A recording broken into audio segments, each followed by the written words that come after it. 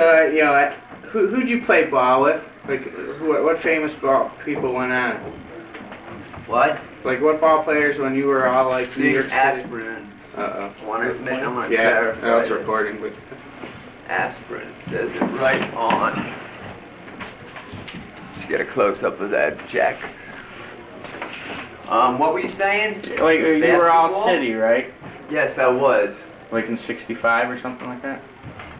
Like, I think I recall. I was a little bit, yeah, little 66. Actually, my freshman and sophomore years were my best ones. I still played in my junior and senior years, and I made all city.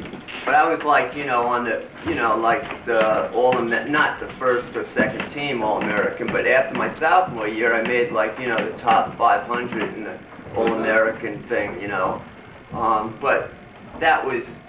See, then people thought it was drugs that ruined me after that, But it wasn't. It was poetry. I got interested in poetry. The jock trip was running thin. See, I had to play in the summer tournaments to really, keep up my edge, because I went to this private school, like I talk about in the basketball diaries, and it was a great education, but they were terrible at sports, the whole league, And So that's the opposite here. and so the competition, my freshman year, hardly anybody plays varsity ball in high school and they're freshmen, but when I came in as a freshman, I scored 47 points in my first game, So we had one other good guy on the team that year. He was a junior. My freshman, sophomore years, this guy, Nacio Giles, he went on to play at Cornell. Black kid who was about 6'3", really strong, and had a great straight up leap, and didn't need to run. I could dunk a ball backwards, but I needed, I wasn't a straight up and down jumper. I was a power jumper, I wasn't a spring jumper, so I needed to get a running start.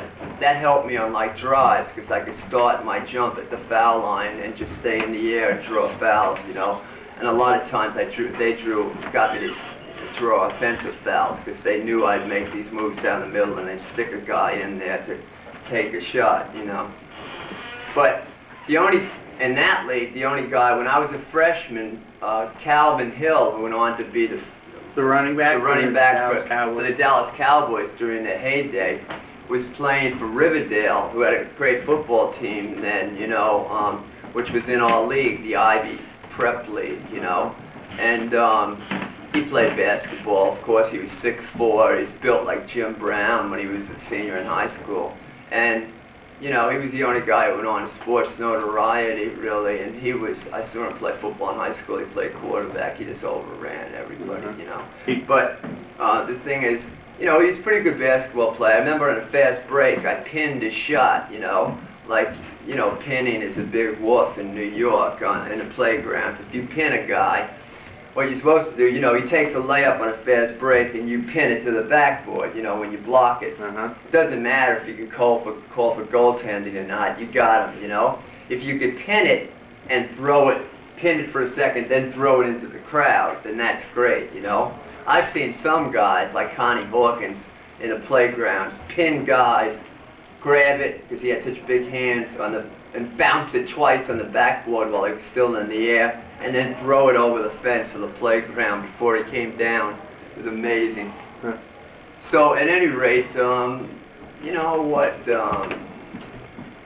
I went to do that though, I fouled the shit out of him, I got the pin, but I landed on his back, and I never helped somebody up so fast, because he had a mean look on his face, and he was a bad dude. Boy. He finished his career with the Browns here. Yeah, did he? Yeah. He was great with he was super. He was class. He was a class act. Yeah, he went to Yale instead of, and so. I'm sure the Yale doesn't let you slide by being a dummy athlete either. I'm sure he's doing very well. No, they don't, Look at Bill Bradley at Princeton and all the guys who played at Princeton.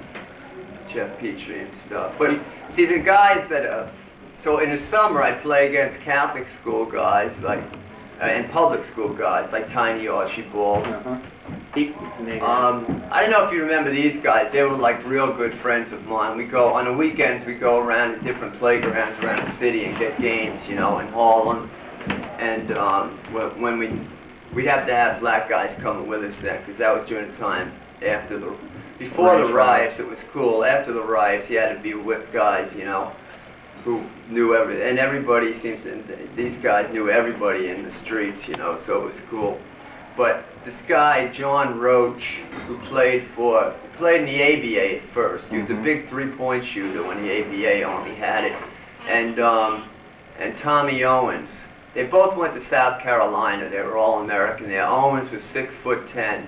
He was like a journeyman big guy who played like 12 years in the NBA, you know, and was like a good, you know, solid player. Yeah, solid player. John Roach, on the other hand, was an all-star, and when Rick Barry got hurt, and he won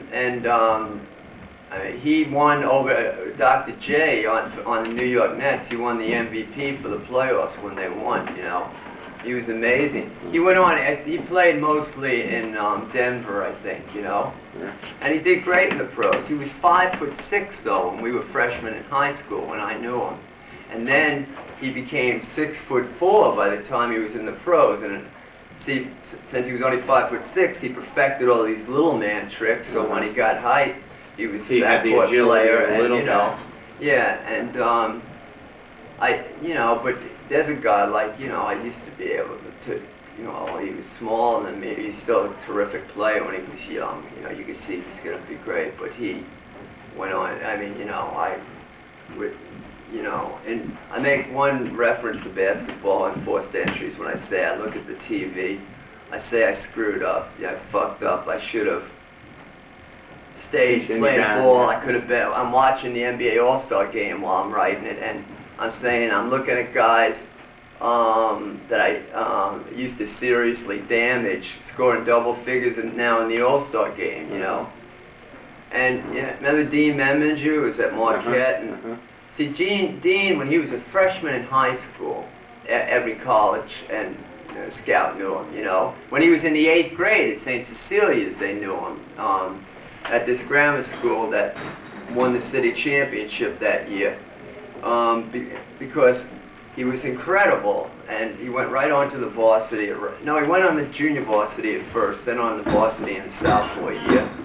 But that was Lou Alcindor, Kareem Abdul-Jabbar's last year at Powell Memorial. And then Rice, where Dean went with Charlie Yelverton, and where I went for a year before I went to Trinity. I was in the same class as Dean. And Charlie Yelverton, who went to Fordham, was All-American. He was the first-round draft choice of Portland Trailblazers, but he had trouble with the coach. He called him in the press a racist, you know. Charlie was, you know, he sat down on the floor during the national anthem to protest Vietnam, and they just ran him out of town. He became a big star in you know, in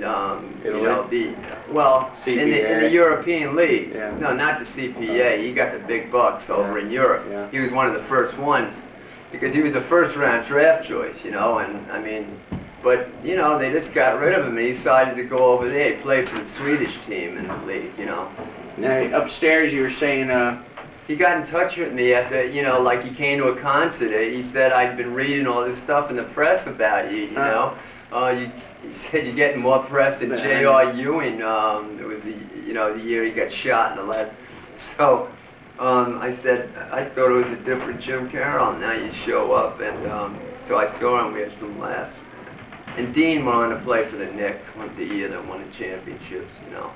But he never lived up to his potential, even though he's an All-American at Marquette every year, you know, and he was a first-round draft choice. He never was lived up to what he was. He never had the outside shot, you know.